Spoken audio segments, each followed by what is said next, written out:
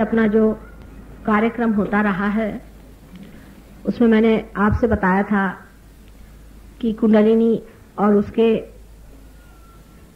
साथ और भी क्या क्या हमारे अंदर स्थित है। जो भी मैं बात कह रही हूं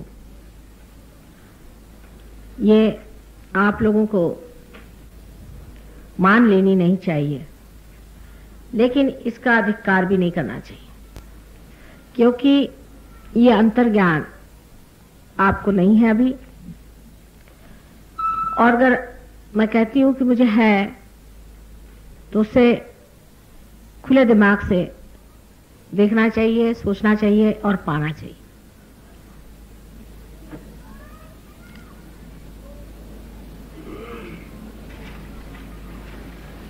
दिमाग जरूर अपना खुला रखें। पहली तो बात यह है कि सहयोग कोई दुकान नहीं है, इसमें किसी प्रकार का भी वैसा काम नहीं होता है जैसे और आश्रमों में या और गुरुओं के यहाँ पर होता है कि आप इतना रुपया दीजिए और मेंबर हो जाइए।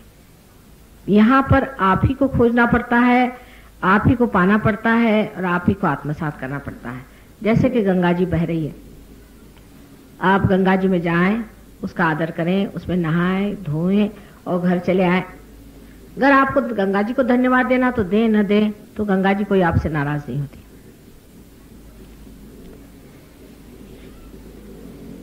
एक बार इस बात को अगर मनुष्य समझ ले कि यहां कुछ भी देना नहीं है, सिर्फ लेना ही है, तो सहयोग की ओर देखने की जो दृष्टि है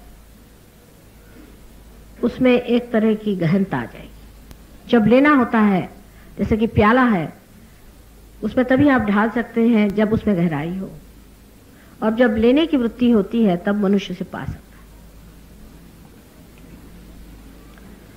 दूसरी बात यह है कि आप लोग अनेक जगह जा चुके हैं क्योंकि आप परमात्मा को खोज रहे हैं, आप साधक हैं।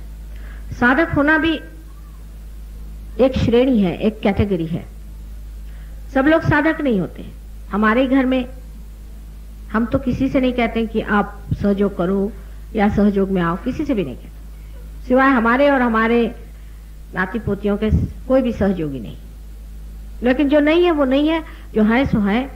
अगर कोई खोज रहा है उसके लिए सहयोग है, जो साधक है उसके लिए सहयोग है, हर एक आदमी के लिए नहीं। आप तो जानते हैं कि दिल्ली में सालों से हम रहे हैं और हमारे पति भी यहाँ रह चुके हैं, लेकिन हमने कभी तक किसी भी हमारे पति के दोस्त या उनके पहचान वाले या रिश्तेदार से इस पे बातचीत भी नहीं करी। और बहुत लोग हैरान हैं कि हमको मालूम नहीं था कि यही माताजी निर्मला देवी जिनको हम दूसरी तरह से जानते हैं। तो सहयोग जो चीज है, इससे आपको लाभ उठाना है। पहली बात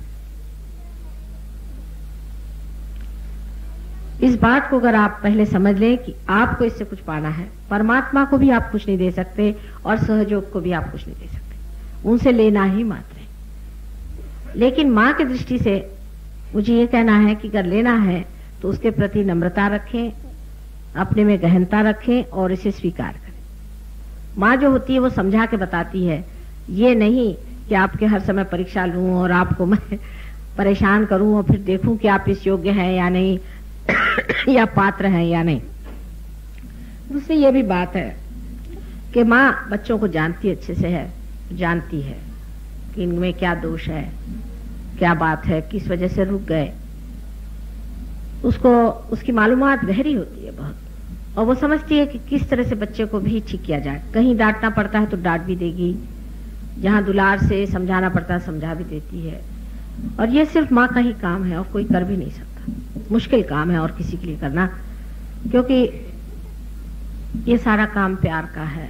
आज मनुष्य इतने विप्लव में और इतनी आफत में है, इतने दुख में और आतंक में बैठा हुआ है, इस कदर उस पर परेशानियां छाई हुई है कि इस वक्त और भी किसी तरह की परीक्षा इन पे दी जाए ऐसा समा नहीं है। और ये माँ ही समझ सकती कि बच्चे कितनी आफतें उठा रहे हैं, तो कितनी परेशानियां हैं और किस तरह से उनका भार उठाना चाहिए और उनके अंदर किस तरह से प्रभु का अस्तित्व जागृत करना चाहिए, ये माँ ही कर सकती है।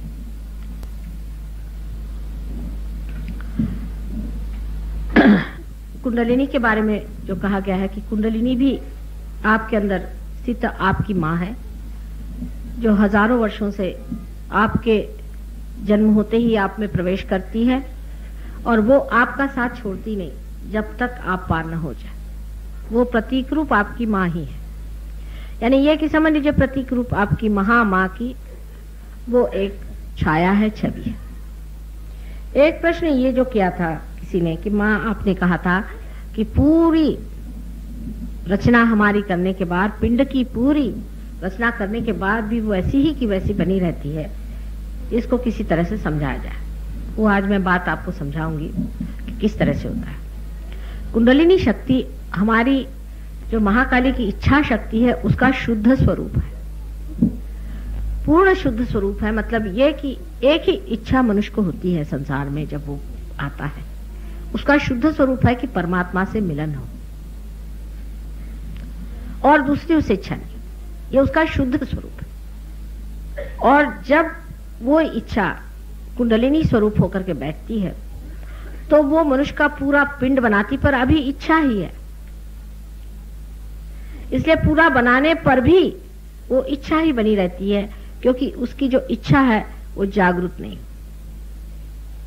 इसलिए इच्छा पूरी की पूरी वैसी ही बनी रहती है और वो अपनी इच्छा छाया की तरह आपको संभालते रहती है कि देखो इस रास्ते पे गए हो तो यहाँ वो इच्छा पूरी नहीं होगी। जो संपूर्ण शुद्ध आपके अंदर में इच्छा है वो पूरी नहीं होगी। उस इच्छा को पूरी किए बगैर आप कभी सुख भी नहीं पा सकते। सारा आपका पिंड जो है वो इसीलिए बनाया गया कि वो इच्छा पूर्ण हो जिससे आप परमात्मा को पाए।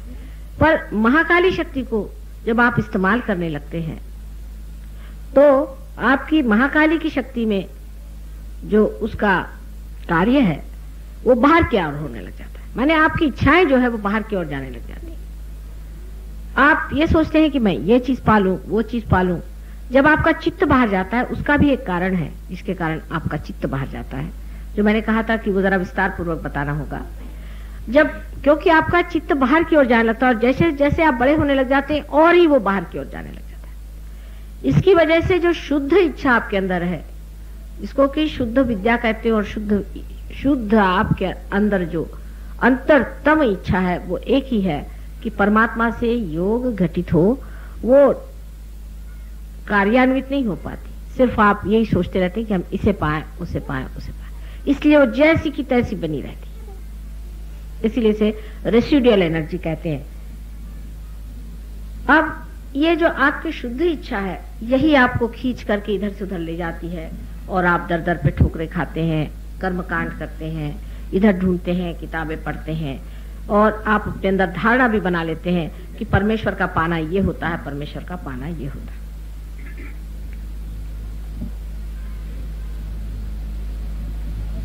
जब तक आप उसे पाते नहीं, आप इच्छा को सोचते हैं कि हमें इस चीज से पूरा हो जाएगा, किसी चीज से पूरा हो जाएगा, सो नहीं होता। पर बहुत बार ऐसा भी होता है कि महाकाली शक्ति जो है जब हमारी बहुत बार और जगह दौड़ने लग जाती है, तब कभी कभी कोई गुरु लोग भी या ऐसे लोग की जो बहुत पहुंचे हुए लोग हैं वो भी इस मामले में ये बता देते हैं कि ये इच्छा किस तरह से पूर्ण हो जाती है। लेकिन बहुत से अगुरु भी संसार में, बहुत से दुष्ट लोगों ने भी गुरु का रूप धारण कर लिया और इसी वजह से वो आपकी इस इच्छा को मंत्र मुक्त कर देते। माने कुंडलिनी को तो कोई छू नहीं सकता, किंतु आपकी जो महाकाली की शक्ति है उसको मंत्र मुक्त कर देते। वो मंत्र मुक्त होने के कारण आपकी जो वास्तविक इच्छा परमात्मा से योग पाने की है वो छूट करके आप सोचते हैं कि ये जो अगुरु है जिसने हमको मंत्र मुक्त किया है यही उस इच्छा को पूरा कर देगा, इसको पूर्ण कर देगा। और इसलिए आप उस चीज से चिपक जाते हैं और जब आप मंत्र मुक्त की तरह उसे चिपक जाते हैं तब आपके ध्यान ही में नहीं आता कि आपकी वास्तविक इच्छा पूरी नहीं हुई है और आप गलत रास्ते पर चल रहे हैं। जब तक आप बहुत ठोकरे नहीं खाते हैं, जब तक आपका सारा पैसा नहीं लूट जाता, जब तक आप पूरी तरह से बर्बाद नहीं हो जाते, आपके ध्यान में बात नहीं। बहुत बार लोगों ने मुझे कहा कि माँ आप किसी भी गुरु के बारे में कुछ भी मत कहिए। मैंने कहा तो ऐसा ही हुआ कि कोई मेरे बच्चों की गर्दनें काटे और मैं न कहूं कि ये गर्दन काट रहे हैं। ये कहे बगैर कैसे होगा? आप ही बताइए, आप माँ बाप भी हैं, आप बताइए, अगर आप जानते हैं कि कोई आदमी आपकी ये इच्छा हमेशा के लिए मंत्र मुक्त कर देगा और आपको विचलित कर देगा, आपकी कुंडलिनी को एकदम से ही वो जकड़ देगा या उसको ऐसा कर देगा कि वो फ्रीज हो जाए एकदम, तो क्या कोई माँ ऐसी होगी जो नहीं बताएगी? इस मामले में बहुत ने मुझे डराया भी, धमकाया भी, कहा कि आपको कोई गोली झाड़ देगा। मैंने कहा झाड़ने वाला अभी पैदा नहीं हुआ, मुझे देखने का है, ऐसा आसान नहीं मेरे पर गोली झाड़ना। वो तो ईसा मसीह ने एक नाटक खेला था इसलिए क्रूस पे चढ़ गए, नहीं तो ऐसा वो सबको मार डालते कि सबको पता चल जाता, लेकिन वो एक नाटक खेलने का था इसलिए उस वक्त ये काम हुआ। अब हमको ये सोचना चाहिए कि जब हमारी ये शुद्ध इच्छा है कि परमात्मा से योग होना है, तो कुंडलिनी जागरूक करने के लिए क्या करना चाहिए, ऐसे बहुत बार लोगों ने कहा है। हालांकि हर लेक्चर में मैं कहती कि ये जीवंत क्रिया है, इसके लिए आप कुछ नहीं कर सकते, आप नहीं कर सकते। इसका मतलब नहीं कि मैं नहीं कर सकती, इसका मतलब ये नहीं कि सहयोगी नहीं कर सकते। अधिकारी होना चाहिए। जैसे एक डॉक्टर है जो कि ऑपरेशन करना जानता है, वही ऑपरेशन कर सकता है, पर दूसरा कोई आदमी अगर इस तरह का काम करे तो लोग कहें ये खूनी है। और इतना ही नहीं, वो खूनी कर डालेगा क्योंकि उसको मालूमात ही नहीं है उस चीज। जिसको इसकी जानकारी नहीं है, जिस बारे में समझता नहीं है, उसको कुंडलिनी में पढ़ना नहीं चाहिए। जब आप सहयोग में पार हो जाते हैं, उसके बाद इसके नियम शुरू हो जाते हैं, जो परमात्मा के दरबार के नियम हैं। जैसे आप हिंदुस्तान में आए तो आपको हिंदुस्तान सरकार के नियम पालने पड़ते हैं, उसी प्रकार जब आप परमात्मा के साम्राज्य में आए तो उसके नियम आपको पालने पड़ते हैं। और अगर आप वो नियम न पालें तो आपके वाइब्रेशन हाथ से छूट जाए, बार बार वो वाइब्रेशन छूट जाएंगे, बार बार आप च्युत होते रहेंगे जब तक आप पूरी तरह से इसको अपने ऊपर पूरा प्रभुत्व ना आ जाए। जब तक आपने अपनी आत्मा को पूरी तरह से नहीं पाया, आप पाइएगा वाइब्रेशंस आपके छूटते जाए, क्योंकि ये वाइब्रेशंस आपकी आत्मा से आ रहे हैं। आत्मा जो है उसको सच्चित आनंद कहते हैं, माने वो सत्य है। सत्य का मतलब यह है कि वही एक सत्य है, बाकी सब असत्य है, बाकी सब ब्रह्म है। ब्रह्म जो है वो भी उन्हीं की शक्ति है, और जो कुछ उनके अलावा है,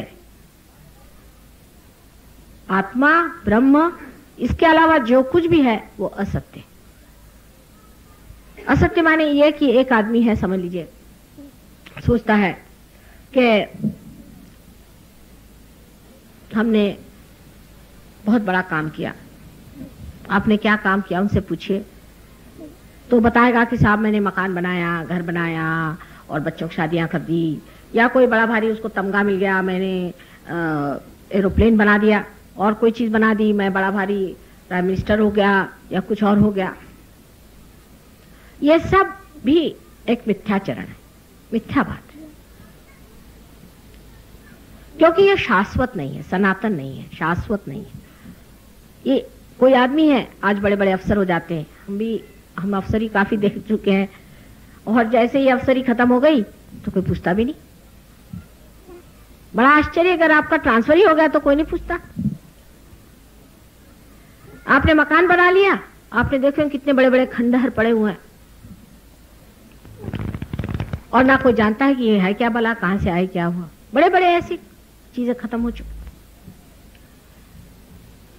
एक बार मैं गई थी आपके आगरा के फोर्ट में, तो रात बहुत बीत गई। वहां कोई स्पेशल हमें दिखाने का इंतजाम था, तो बहुत रात बीत गई, और वो कहने लगे सब भीड़ जाएगी तब आपको ठीक से दिखाएंगे, बस कुछ चीजें दिखाए उखाए। जब हम लोग लौट रहे थे तो मैंने देखा कि बिल्कुल सब दूर अंधेरा है, सब जितनी भी उस वक्त में चहल पहल रही होगी, न रानियों ने क्या क्या काम किए होंगे और परेशान किया होगा अपने नौकरों को कि मेरे ये कपड़े नहीं ठीक है, राजाओं ने परेशान किया होगा, बड़े बड़े वहां पर दावतें हुई होंगी, उसके लिए झगड़े हुए होंगे, पता नहीं क्या क्या किया होगा इन लोगों ने उस जमाने में। सब एकदम गुम, कुछ नहीं सुनाई दे रहा, सब वो आवाज खत्म हो चुके थे, वहां कुछ भी नहीं था, एकदम अंधेरा चारों तरफ छाया। और जब हम बाहर आ रहे थे, बिल्कुल बाहर आए, तो रोशनी थी नहीं खास, एक साहब के पास जरा सी टॉर्च थी, उससे सभी लोग देख के बाहर आ रहे थे। तो बाहर आते वक्त देखा कि एक चिराग की रोशनी जल रही थी। तो उस चिराग की रोशनी में हम बाहर आए तो पूछा कि भाई ये चिराग यहां किसने जला के रखा। मैंने पूछा कि किसने चिराग है, जरा कलम कि यहाँ पर एक मदार है, एक पीर की मदार है, और ये पीर बहुत पुराने हैं। कितने पुराने कह लें, जब ये किला भी नहीं बना था उससे पुराने। अच्छा, तब से इस पे दिया जलता रहता है रोज। सब लोग यहाँ माथा टेक के जाते हैं। ये सनातन है, पीर हो जाना सनातन, ये शाश्वत है। बाकी सब असत्य, सब गुम हो गया, खत्म हो गया, शून्य हो गया, लीन हो गया। आज कोई आकाश में उछल रहा है, कल देखा तो वो गर्त में पड़ा हुआ है। आप रोजमर्रा ही देखते हैं, अपने ही आंखों के सामने आपने देखा है कितनी बार ऐसे होता हो। इतना 50 साल में इस भारतवर्ष में हुआ है, कभी नहीं हुआ था। सबसे ज्यादा उथल पुथल इसी 50 साल में हुई है। इससे आप समझ सकते हैं कि ये सनातन नहीं, ये कोई सी भी चीज सनातन नहीं जिसके पीछे आप दौड़ रहे हैं, दौड़ धूप कर रहे हैं। आज बड़े भारी आदमी बन के घूम रहे हैं, आपका ठिकाना नहीं, कल आप रास्ते के भिखारी बने घूम रहे हैं। जो चीज सनातन नहीं उसके पीछे हम क्यों दौड़े? जो चीज सनातन है उसे पाना चाहिए। जब आदमी रियलाइजेशन पा लेता है तो वो खोता नहीं। जब उसका जन्म होता है तो रियलाइजेशन के साथ वो दूसरी चीज मोक्ष लेकर के वो आता है। वो करुणा में फिर से जन्म लेता है, सिर्फ करुणा में जन्म लेता है, लेकिन वो मोक्ष अपने साथ लेकर के आता है। उस सनातन को पाना चाहिए। और जब हम लोग इस बात को जान लेते हैं कि हमें सनातन को पाना चाहिए, तब हमारा जो व्यवहार है सहयोग के प्रति बदल जाता है। जो लोग पार हो गए हैं उनको पता होना चाहिए कि हमें स्थित होना पड़ता है। मैंने कल बताया था कि पार होने के बाद क्या करना चाहिए। स्थित होने के लिए भी उसके नियम है। जैसे आप जानते हैं, अगर एरोप्लेन है, इसको पहले जब आप टेस्टिंग करते हैं तो उड़ाते हैं, देखते हैं इसका बैलेंस कैसा है, ये ठीक से चल रहा है या नहीं चल रहा है। उसको बार बार ग्राउंडिंग कराते हैं, फिर उसको उड़ाते हैं, फिर देखते हैं। उसी प्रकार जब आपकी कुंडलिनी जागृत भी हो गई और आप पार भी हो गए, और माना कि आप पार हो गए और आपके अंदर से वाइब्रेशन शुरू होने लगे, तो फिर आपको जरूरी है कि आप अपने को जरा सा देखें और समझें क्या। अब सबसे जो बड़ी गलती हम लोग करते हैं पार होने के बाद, पहली गलती यह है कि हम इसके बारे में सोचना शुरू कर देते हैं। तो उसमें कभी कभी शंकाएं भी बहुत लोगों को आती है। कहते भाई कैसे हो सकता है, माँ ने हमको मिसपराइज कर दिया होगा तो क्या पता, हो सकता है कि गड़बड़ी हो गया होगा, हम कैसे ऐसे हो सकता है, हमने तो सुना था इसमें बड़ी बड़ी दिक्कतें होती हैं, हम ऐसे आसानी से कैसे पार हो गए। ठंडी हवा आ गई तो क्या समझना चाहिए कि क्या बड़े भारी हम पार हो गए, ये कैसे हुआ। पहली गलती यह है कि इसके बारे में आप सोच नहीं सकते। सोचने से आपके वाइब्रेशन खट से खत्म हो जाए। आपको अगर हम एक हीरा दें और कहे ये आपके पास हीरा है, आप उस पर क्या करेंगे? आप जौहरी के पास जाके पूछेंगे भैया ये हीरा है क्या? कम से कम इतना तो आप करेंगे। क्या घर में बैठे बैठे सोच सोच करके हीरे को कोई फेंक देगा? जब रोजमर्रा के जीवन में हम लोग इस तरह से अपना ध्यान लगाते हैं, तब जो हमारे परम की बात है उसमें यह ध्यान रखना चाहिए कि अगर हमने परम पाया है तो आखिर ये कैसे जानेंगे कि ये परम है या नहीं, और इसमें शंका करने कौन सी बात है। बहुत से गुरु लोग आए आपसे कहेंगे कि इसमें आप नाच सकते हैं, कूद सकते हैं, ऐसा होता है कुंडलिनी में, वैसा होता है, ये वो। ये सब चीजें आप वैसे भी कर सकते हैं। उन्हें नाचना कोई मुश्किल काम नहीं, कूदना कोई मुश्किल नहीं, मेढक जैसे चलना भी कोई मुश्किल नहीं है। और आजकल एक गुरुजी है वो उड़ना सिखा रहे हैं, तो लोग अपने फोम में बैठ के ऐसे उड़ते हैं, सोच रहे हैं कि वो हवा में उड़ रहे हैं। ऐसा सोचना भी मुश्किल नहीं है। घोड़े पर भी लोग कूद करके बैठ जाते हैं, जरा कोशिश करने से आ जाता है वो भी, ये भी कोई मुश्किल नहीं है, वो भी आप कोशिश करें तो कर सकते हैं। और आप एक तार पर भी चल सकते हैं, सर्कस में जैसे चलते हैं, या आप कलाबाजी कर सकते हैं, ये भी आपके करते देखा है और कर सकते हैं। अगर आप कोशिश करें तो सब धंधे आप कर सकते हैं। सिर्फ आप क्या नहीं कर सकते कि ये त्रिकोणाकार अस्थि में अगर आप स्पंदन देखें तो मानना चाहिए कि कुंडलिनी है। स्पंदन आप नहीं कर सकते कहीं, फिर उसका उठता हुआ स्पंदन आप देख सकते हैं, सब में नहीं, क्योंकि कोई अगर बढ़िया लोग हो तो उनमें तो जरा भी नहीं पता चलता, खट से कुंडलिनी उठ जाती है। पर बहुत से लोगों में इसका स्पंदन दिखाई देता है, उसका अनहद पर बजना सुनाई देता है। तो कबीरदास जी ने बहुत कहा है कि शून्य शिखर पर अनहद बाजी रे, शून्य शिखर पर, यहां पर अनहद का बजना आप सुन सकते हैं। और जरा ठहर जाइए, बाद में देखिएगा। शून्य शिखर पर अनहद बाजिरे, तो उसको आप देख सकते हैं बज रहा है क्या। कोई गुरु है कहते हैं हम नाच रहे हैं भगवान का नाम लेकर के, नाची रे नाची रे नाची रे, भाई ये क्या तरीका है? सीधा हिसाब बताइए कि नाचना गाना या आनंद में मनुष्य करता है, लेकिन वो करना परमात्मा को पाना नहीं है। वो हो सकता है कि मनुष्य पा करके गा रहा हो या नाच रहा हो, लेकिन पाया तो नहीं अभी तक। पाना तो कुंडलिनी के ही जागरूकता से होता है, उसके बगैर हो नहीं सकता। और कुंडलिनी सहज ही में जागृत होती है, माने ये कि स्पॉन्टेनियस है, माने ये लिविंग प्रोसेस है, आपका एवोल्यूशनरी प्रोसेस है, और आप आज उस एवोल्यूशनरी प्रोसेस के अंतर्गत आप ऊपर उठ जाते हैं। आपकी उत्क्रांति एवोल्यूशन जो है वो चल रहा है। अभी आप इंसान हैं, इंसान से आप अति मानव हो जाते हैं। जब इस तरह से बात आपने समझ ली कि जो काम हम ऐसे कर सकते हैं वो परमात्मा क्यों करेंगे, वो तो हम कर ही सकते हैं। वो आप काम करेंगे कि जो हम नहीं कर सकते। तब फिर इसमें सोचने की बात क्या। हाथ में ठंडी ठंडी हवा आनी शुरू हो गई। इसके बारे में भी सब शास्त्रों में लिखा हुआ, कोई नई बात नहीं। चैतन्य की लहरियां ये ब्रह्म की शक्ति है, लेकिन इस पे आप सोच करके क्या करने वाले? आप सोच करके भी कौन सा प्रकाश डालने वाले? क्योंकि आपकी बुद्धि तो सीमित है और मैं तो असीम की बात कर रही।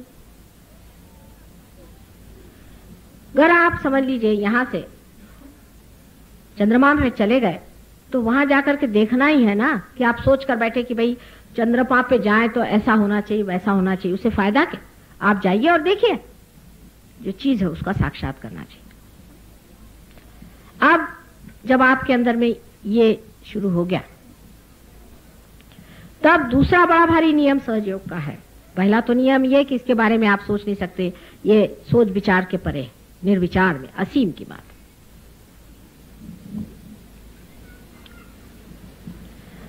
दूसरी बात इसकी जो बहुत ही महत्वपूर्ण है कि सहयोग की क्रिया आज महायोग बन गई। पहले एक ही दो फूल आते थे पेड़ पर, एक ही दो, वो जमाना और था। उस जमाने में इतना ज्यादा ज्ञान कोई देता भी नहीं था, कहीं किताबों में भी लिखा नहीं है, किसी को कोई बताता भी नहीं था।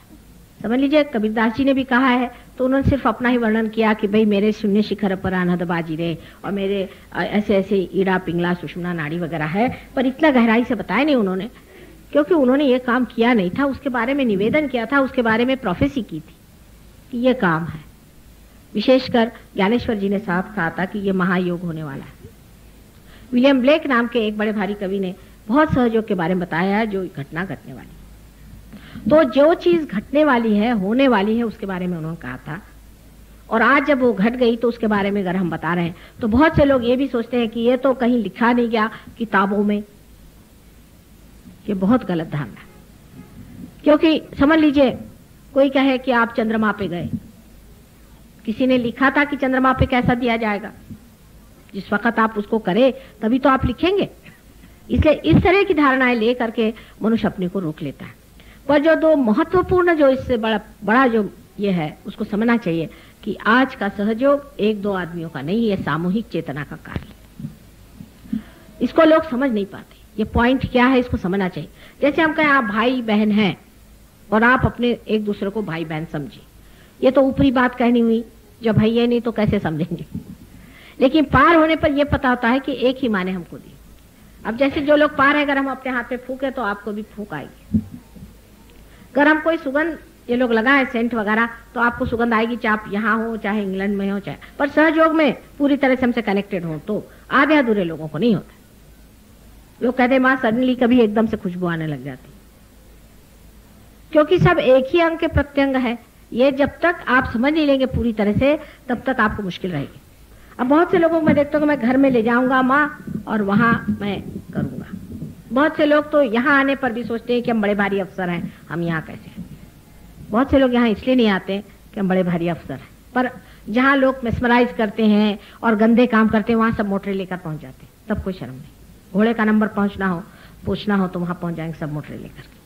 लेकिन ऐसी जगह जहां परम का कार्य हो रहा है, वहां मैं देखती हूँ कि लोगों को शर्म आती है आते हो। या तो कुछ लोग डरते भी हैं, डरने कोई बात नहीं, अपनी माँ है, हम तो सब की माया जानते हैं, किसी भी तरह का हो मामला हम ठीक कर सकते हैं, तो डरने कौन सी बात है। इसलिए माँ का स्वरूप है ना हमारा, उसको ऐसा समझना चाहिए कि प्रेम का स्वरूप है और इसमें डरने कोई बात नहीं। यह सामूहिक कार्य को मनुष्य समझ नहीं पाता है कभी भी, जब तक वो पार नहीं होता। यानी यह है कि जब दूसरा आदमी है वो कोई रह ही नहीं जाता है, दूसरा है कौन, ये इस तरह से महसूस होता है कि आपके हाथ से ठंडी ठंडी हवा तो चलनी शुरू हुई, और आप जैसे ही दूसरे आदमी के पास में जाएंगे तो शुरू शुरू में ऐसा लगेगा कि एक उंगली जरा हरकत कर रही, पता नहीं क्या। आप उनसे पूछे क्या आपको बहुत जुकाम होता है, आपको कोई शिकायत है, ऐसी तकलीफ है? कल हाँ भाई क्या बताए, तुमको कैसे पता? कल मेरी ये उंगली पता नहीं क्यों काट खा रही थी। ये सब्जेक्टिव नॉलेज है। सब्जेक्टिव माने आत्मा का नॉलेज है। सब्जेक्टिव ऐसा अगर शब्द इस्तेमाल करें तो इसका मतलब होता है कि दिमागी जमा खर्च।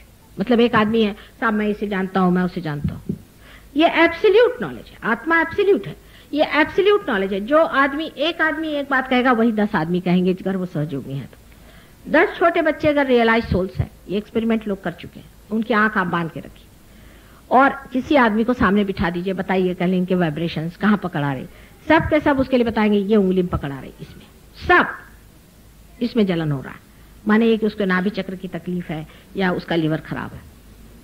वो थोड़ा सीखना पड़ता है। आप यहां बैठे बैठे किसी भी आदमी के बारे में कहीं पर भी है उसके बारे में भी जान सकते हैं कि इस आदमी को क्या शिकायत है। बैठे, यह सामूहिक चेतना में आप जानते हैं। आप कोई मृत आदमी के लिए भी जान सकते हैं, कोई गुरु वो सच्चे थे कि झूठे थे, यहां बैठे बैठे जान सकते हैं। कोई आप स्थान में जाएं और कहें कि ये जागरूक स्थान है, आप जान सकते हैं जागरूक है या नहीं। जागरूक होगा तो उसमें वाइब्रेशंस आएंगे, जागरूक नहीं होगा तो नहीं होगा। जो सच्ची बात है, जो सत्य है, वो आत्मा बताता है, इसीलिए उसे सत्य स्वरूप कहते हैं। और क्योंकि जब आत्मा हमारे अंदर जागृत हो जाता है तो हमारा जो चित्त है, माने हमारा अटेंशन है, वो जहां भी जाता है वो काम करता है। अब ये चीज भी मनुष्य के समझ में नहीं आती। माने कि यहां बैठे बैठे किसी सहयोगी का चित्त अगर गया कहीं पर तो वो आदमी ठीक हो सकता है। हमारे एक रिश्तेदार है, उनकी माँ बहुत बीमार रहती बेचारी और बहुत ही बूढ़ी हो गई है, तो वो हमसे बताते कि अब हम आपसे नहीं बताएंगे क्योंकि बहुत बूढ़ी हो गई है, अब उन्हें छुट्टी कराइए आप। जब भी हम बताते वो ठीक हो जाती। ये हमारा अनुभव कि जब भी हम बताते ठीक हो जाते हैं। 80 साल की हो गई हैं, अब भी फिर वैसे ही हाल हो जाता है, फिर बीमार पड़ जाते हैं, फिर आपको बताते वो ठीक हो जाते। मतलब चित्त जो है वो जागरूक हो जाता है। जहां भी आपका चित्त जाएगा वो कार्यान्वित होता है, जहां भी आप चित्त डालें। लेकिन इसके लिए पहले अपने आत्मा में स्थिरता आनी चाहिए, उसे कनेक्शन पूरा आना चाहिए। समझ लीजिए इसका कनेक्शन ठीक ना हो तो मैं थोड़ी देर बात करूंगी, सुनाई देगा, बाकी बात गुल हो जाएगी। यही बात है, इस वजह से आप वाइब्रेशंस भी खो देते हैं, आपका जरा कनेक्शन लूज हो गया। पहला अपना कनेक्शन ठीक करना पड़ेगा। लेकिन सामूहिकता की और भी गहनता अपने को समझनी चाहिए कि सारा एक ही है, हम सब अंग प्रत्यंग है। और जब हम अंग प्रत्यंग है तो एक आदमी ज्यादा नहीं बढ़ सकता और एक आदमी कम नहीं हो सकता। कभी कभी सहयोगियों में भी यह धारणा आ जाती कि हम बड़े सहयोग में बड़े भारी बन गए, बहुतों में आती, हम तो बड़े ऊंचे आदमी हैं। जब ऐसी भावना आ जाए तो सोचना चाहिए कि बहुत ही पतन की तरफ हम जा रहे हैं। जिसने यह सोच लिया कि हम ऊंचे हो गए वो सोच रहा हम पतन की ओर जा रहे हैं। क्योंकि जैसा आदमी सच्ची ऊंचा होता है वैसे वैसे वो नम्र ही होते जाता है, उसका आवाज बदलते जाता है, उसका स्वभाव बदलते जाता है, उसमें बहुत ही नम्रता, उसमें प्रेम बहते रहता है। ये पहचान है। अगर कोई सहयोगी सहयोग में आने के बाद में बुलंद पर आ जाए और कहे कि साहब तुम ये क्या हो और वो क्या, तो सोचना चाहिए उसको खुद कि मैं गिरता जा रहा हूं। लेकिन इसका दूसरा भी अर्थ नहीं लगाना चाहिए। बहुत से लोगों को यह है, मैंने देखा, एक साहब थे अमेरिका में और उन्होंने सहयोग के नाम से केंद्र चलाया। जब आए तो सबने बताया माँ ये तो पता नहीं क्या तमाशा है, हम लोग तो इस पे हाथ रखते हैं और चक्कर खा के गिर जाते हैं, तो बड़ा ही चक्कर वाला आदमी। मैं कहा अच्छा, मैं तो समझ रही हूँ। फिर मैंने उससे कहा चल तुम्हारा ब्रोशर दिखाओ। क्या? तो ब्रोशर में उसने लिखा था कि vibrations for ordinary vibrations $100 and for special vibrations $250। मैंने कहा गए काम से ये। तो मैंने उससे कहा कि ये क्या बदतमीजी है आपकी, ये आपने कितना पैसा दिया था, मुझे कितने डॉलर्स दिए थे अपने वाइब्रेशंस लेने के लिए जो तुमने ऐसा लिखा। तो कहने लगे कि माँ ऐसा है कि मैं पैसे कैसे कमाऊं, फिर मैं खाऊं क्या? मैंने कहा भूखे मरो। क्या तुम पहले सहयोग से पहले कुछ करते थे? कहले हाँ मैं स्कूल में पढ़ा था। मैंने कहा स्कूल में पढ़ा, जो करते थे सो करो, लेकिन तुम सहयोग को बेच नहीं सकते हो, तुम्हारे वाइब्रेशन बेच नहीं सकते। कहले मेरा सेंटर है, उसमें लोग आते हैं खाना खाते। मैं ठीक है खाने का पैसा लो, वाइब्रेशंस का क्यों लिखा? लिखो खाने का इतना पैसा, कमरे का इतना पैसा, उसमें भी आप प्रॉफिट नहीं बना सकते। ठीक है जितना लगा उतना खर्चा करो, उसके दम पर तुम अपने महल नहीं खड़े कर सकते। और वाइब्रेशन उसके ऐसे थे कि जैसे जल रहा था। बहुत नाराज हो गए मेरे साथ, वो नाराज होकर के और वो चले गए। उन्होंने कहा कि ये तो हो ही नहीं सकता ऐसा ऐसा। लेकिन सबसे बड़ी बात उस वक्त ये कि उन्होंने बहुत बकना शुरू कर दिया। जब बहुत बकना शुरू किया तो एक साहब हमारे सहयोगी हैं, उठ के खड़े होकर ज्यादा बका तो ऊपर से नीचे फेंक देंगे। तो कहले वारे वाह देखिए सहयोगी हुए, इनमें कोई नम्रता नहीं। मैंने कहा खबरदार जो सहयोगियों को कुछ कहा या मुझे कुछ कहा, मैंने सुन लिया बहुत। मैंने कहा ये दिन गए कि सब साधु संतों को तुमने सताया था, अगर किसी ने भी एक शब्द कहा है तो देख लेना उनका ठीक नहीं होगा। ये बहुत लोगों को यह है कि कोई अगर साधु संत है उसको जूते मारो तो भी साधु संत को कहना चाहिए और 10 मारो। ये कुछ नहीं होने वाला। आप अगर एक जूता मारिएगा तो 1000 आप खाइएगा, तब वो घबरा करके और भागेगा। ये भी बहुत लोगों में है कि आपको गुस्सा कैसे आ गया। दूसरी साइड अभी एक साहब मिले, कहने लगे उनसे बकवास कर। मैंने कहा चुप रहिए आप बेवकूफ आदमी, बहुत बकवास कर रहे हैं आप बेकार में। कहले मैंने ये पुराण पढ़ा, मैंने वो पुराण। मैंने कहा आपने कुछ भी नहीं पढ़ा, बेकार बातें कर रहे हैं, आपको कुछ पता नहीं है ना। अभी पता हो कि नंबर 2 चलाते हैं क्या, नंबर 4 पता नहीं क्या क्या होता है। तो मैंने कहा कि देखिए आप बेवकूफी की बातें मत करिए, दूसरों का जो है उनको समझने दीजिए, आप बीच में बकवास मत करिए, आप चुप रहिए। तो कहने लगे देखिए आपको गुस्सा आ गया, आपकी अगर कुंडली नहीं जागरूक है तो आपको गुस्सा नहीं आता। मैंने कहा मेरा गुस्सा मत पूछो, तो बड़ा जबरदस्त होता है जब आऊं तो।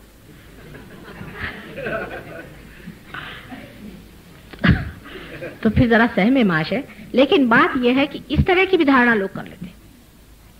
आप कोई बिलबिले आदमी नहीं हो जाते, आप वीरश्री पूर्ण, आप तेजस्वी लोग हो जाते। आपके हाथ में तो तलवारें देने की बात है। ये थोड़ी कि आप उस वक्त में जितना भी आप चाटा मारे चाटा खाएंगे। वो क्राइस्ट ने कहा था माफ कर दो, वो दूसरी बात थी, उसका अर्थ ही दूसरा था। क्योंकि उस वक्त लोगों का यही हाल था कि एक ही चाटा कोई नहीं खा सकता था। लेकिन पार होने के बाद तत्क्षण आप में शक्ति आ जाती, तत्क्षण।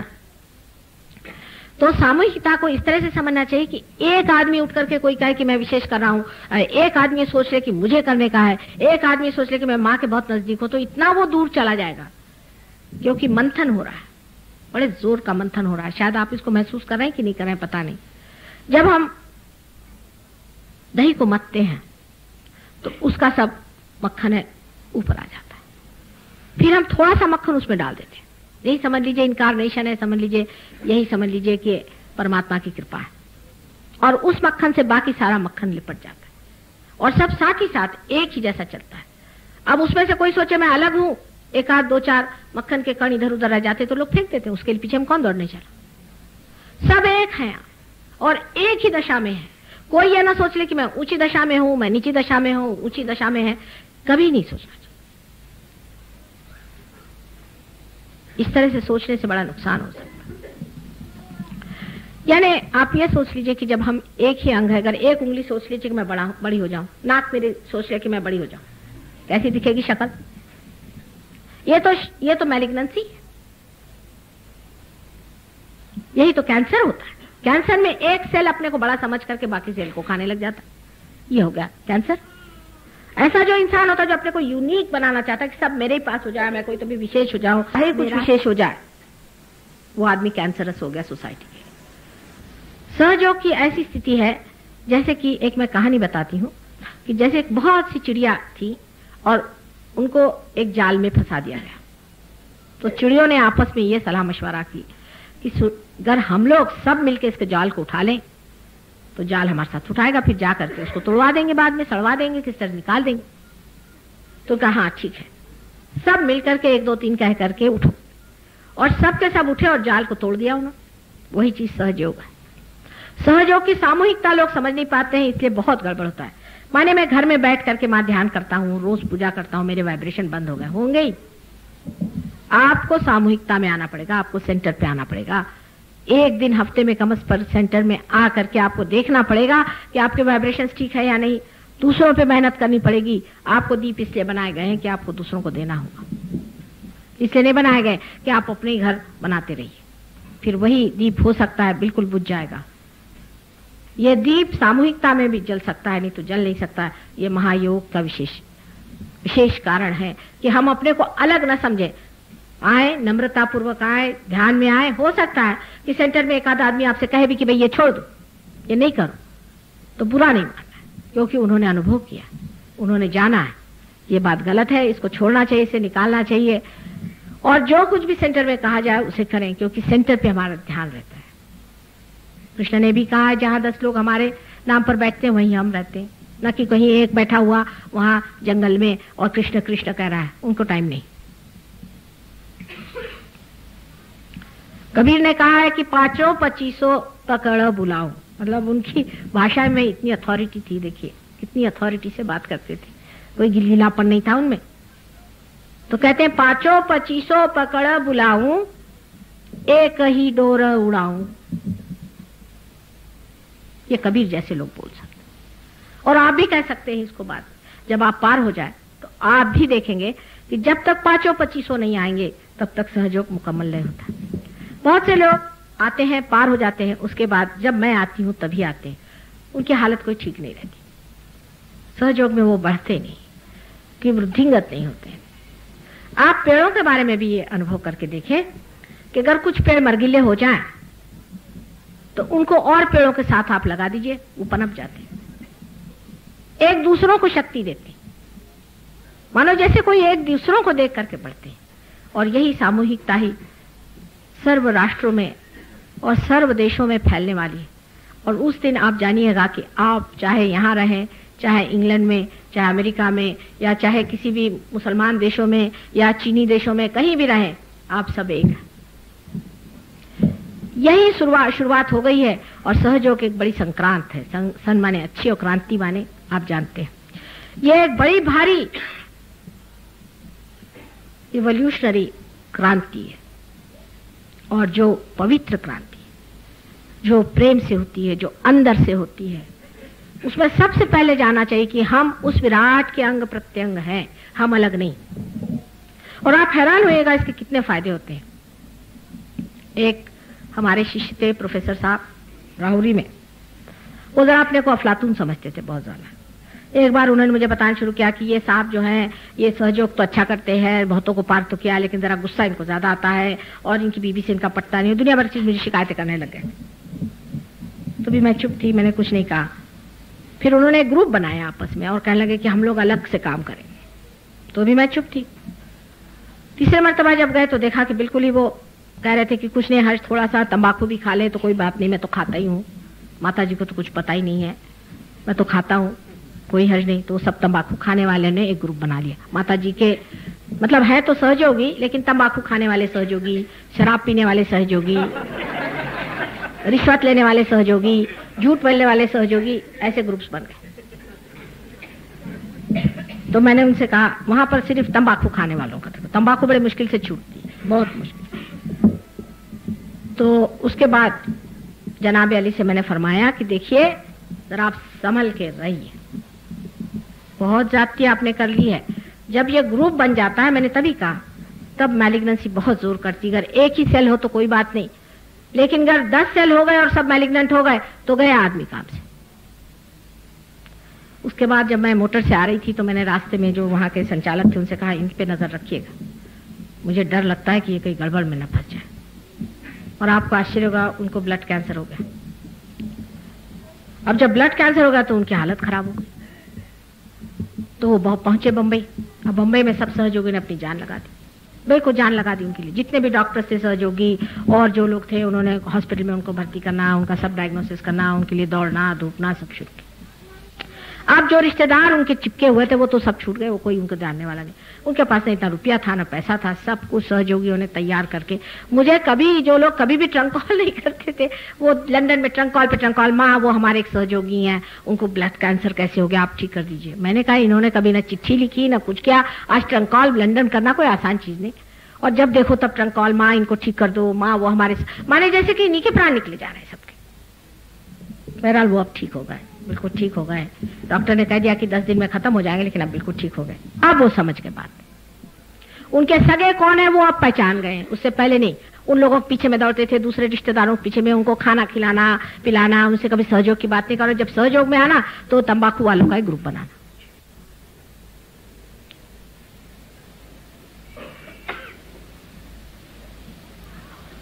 लेकिन ऐसा आपका सगा सोएरा कहीं दुनिया में नहीं मिलेगा। ज्यादातर सगे ऐसे होते हैं कि आपकी खुशियों पर पानी डालते हैं और कहते हैं कि ऊपर से दिखाएंगे आपके बड़े दोस्त हैं, लेकिन चाहेंगे कि आप खुश न हो।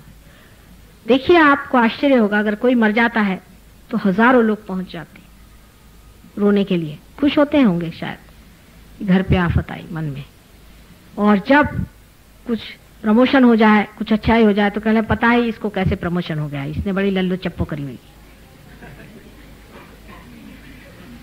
कभी नहीं खुश होते। लेकिन सहयोग दूसरी चीज।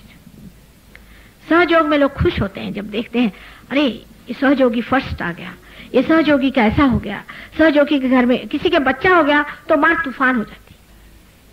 अभी एक साहब की शादी हुई राहुरी में, वो स्विट्जरलैंड के थे, वो वहां आकर उन्होंने शादी करी। पहले मेरे सगे भाई बहन तो यहाँ रहते हैं, मुझे क्या करना स्विट्जरलैंड में शादी करी। वो स्विट्जरलैंड से आए राहुरी एक गांव में, वहां आकर के उन्होंने शादी करी, अपनी बीवी को भी लाए और वहां उन्होंने शादी कराई। वहीं घोड़े पर गए और सब कुछ किया उन्होंने।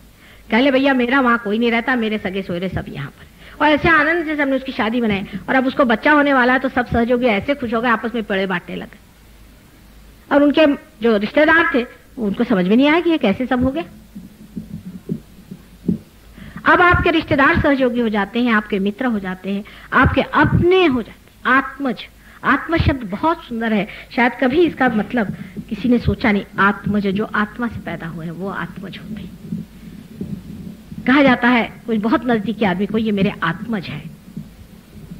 जिसका आत्मा से संबंध हो गया उसका नितांत संबंध होता है। मैं खुद आश्चर्य में पड़ती हूँ कि मेरे जान को लग जाएंगे अगर किसी के इतनी सी तकलीफ हो जाए और बार बार माफी मांगेंगे, माँ तुम माफ कर दो, तुम तो माफ कर दो, उस पर कुछ तुम नाराज हो गई हो, नहीं तो क्या। अब मैंने कहा भाई तुम क्यों माफ कर मांग रहे हो उसको, अब वो भूल रहा है माफी मांगना तो हम ही मांग रहे हैं उसको माफ कर। इतना प्रेम चढ़ता है सब देख देखकर, इतना मोह लगता है कि कितनी मोहब्बत, कितना ख्याल, कितनी किसी पे कोई परेशानी आ जाए, पैसे की परेशानी आ जाए, कोई तकलीफ हो जाए तो सबके सब सीक्रेटली उसको कर लेते हैं, मेरे को पता ही नहीं चलता है। सब आपस में ऐसे खड़े हो जाते हैं और सारी दुनिया की दुनिया ऐसे सहयोगियों की जब खड़ी होगी तब सोचिए क्या होगा। अभी तो हम लोग वैमनस्य, द्वेष और हर तरह के कंपटीशन और ये पागल रैट रेस के पीछे में दौड़ रहे हैं, ये सब खत्म हो जाएगा। और इतनी सुरक्षा की सेंस ऑफ सिक्योरिटी इतनी हमारे अंदर आ जाएगी कि सब हमारे भाई बहन। पर जो लोग सामूहिक नहीं होते वो निकलते जाते हैं सहयोग से। ये तो ऐसा है, एक मैंने देखा है कि ऐसा सेंट्रीफ्यूगल फोर्स है कि वो घूमता है और अगर जिसने जरा सा छोड़ा कि गया वो चार टेंजेंट से बाहर, वो रहता नहीं, फिर टिकता नहीं। इसलिए इसमें चिपक के रहना चाहिए। इसके जो नियम हैं उसको समझना चाहिए, उसको जानना चाहिए, दूसरों से पूछना चाहिए। उसमें बुरा मानने की कोई बात नहीं। जो कल आए थे वो ज्यादा जान गए, आज आप आए आप जान जाइए, और जो कल आएंगे वो आपसे जानेंगे। इसमें बुरा मानने की और इसकी कोई बात नहीं। पर जब आदमी सहयोग में पहले आता है तो वो यही भावना लेकर के आता है कि अब हम इसमें आए हैं और ये देखिए हमें परेशान दिखा रहे हैं, ये दूसरे हो गए, इनकी श्रेणी बदल गई है, ये दूसरे हैं। ये दिखने में आप ही जैसे हैं लेकिन ये दूसरे हो गए। जैसे समझ लीजिए कि आपके कॉलेज में लड़के पढ़ते हैं, कोई बीए में है और कोई फर्स्ट ईयर में है, फिर कोई एमए में है। एमए का लड़का पास होकर प्रोफेसर होकर आ जाता है, तो हम ये थोड़ी कहते हैं कि कल हमारे साथ ये पढ़ता था और आज आ गया बड़ा हमारे ऊपर। उसी तरह की चीजें, इनकी श्रेणी बदल गई। आपकी भी श्रेणी बदल सकती। कुछ कुछ लोगों को मैंने देखा है कि सालों से रगड़ रहे सहयोग में, कुछ प्रोग्रेस नहीं होता, वो ऐसे चलते रहते, डावाडोल। कभी गुरुओं के चक्करों में घुसे। आज एक महाशय आए होंगे, अभी भी पार हो गए थे। उसके बाद में वो गए, कोई शंकराचार्य के पास गए, कहीं किसी के पास गए, कहीं कुछ गए, बेचारे बिल्कुल पागल हो गए, पागल।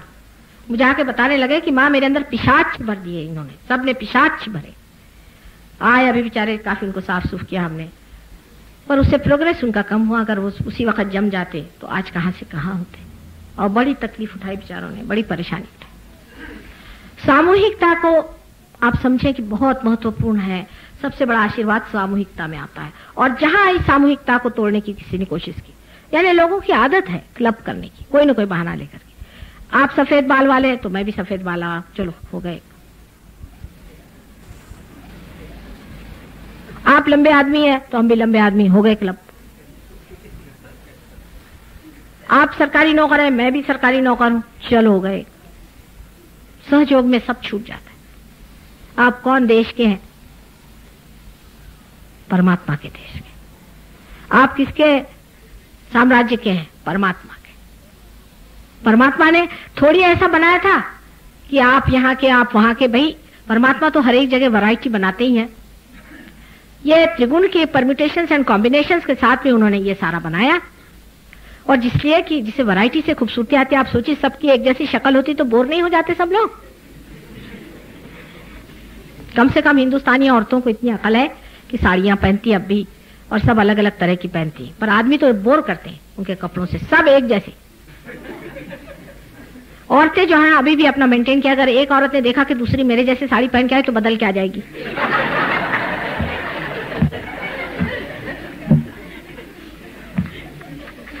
हाँ, वो साड़ी वाले भी इतने होशियार होते हैं बेचारे, वो जानते हैं, उनको आदत पड़ी रहती है। 50 साड़ियां दिखाएंगे, वो थकते नहीं बेचारे। मैं कहती हूँ कौन जीव है ये भी पता नहीं। और कभी उनको पता होगा कि ये साड़ी मेरे पड़ोस के ना, उसके रिश्तेदार के, उसके पास है तो लेंगी नहीं। ये वैरायटी का सेंस जो है, इससे खूबसूरती सौंदर्य का लक्षण है। इसलिए परमात्मा ने बनाया, उसने सारी सृष्टि सुंदर से बनाई। कहीं पहाड़ बनाए, कहीं पे नदियां बनाई, कहीं कुछ बनाया, इसलिए कि आप लोग उसमें मस्त रहें, मजे में रहें। लेकिन आपने तो इसको ये बना लिया देश, और उसको वो देश बना लिया, उसने वो देश बना लिया, और लड़ रहे हैं आपस में। अजीब हालत है।